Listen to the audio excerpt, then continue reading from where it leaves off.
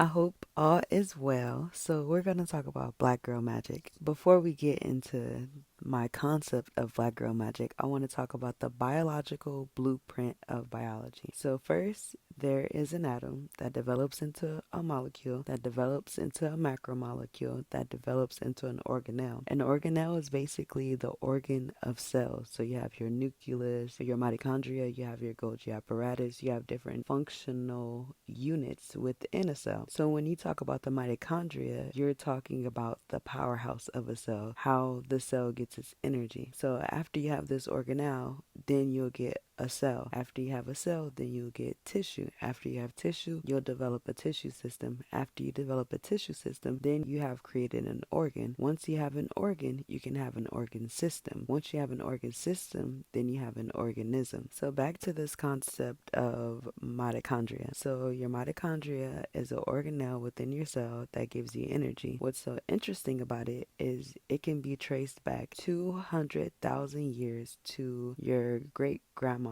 who is from Africa. So it can only be passed down from your mother. So it's a maternal lineage, and your mother gives it to the sons and daughter, just as if dads can exclusively only give their sons the Y chromosome and their daughters only an X chromosome. So it's like the same concept, but it's not a chromosome, which is a part of your DNA, your genetic makeup. This is your mitochondria, which is important for your whole functionality as a cell altogether. So this mitochondria gives life to every cell in the Homo sapien organism. So for you to be human, you had to get this organelle from your black great grandmother from Africa. So this is a basic scientific fact that is explaining the importance of black women in biomedicine, and that is Black Girl Magic.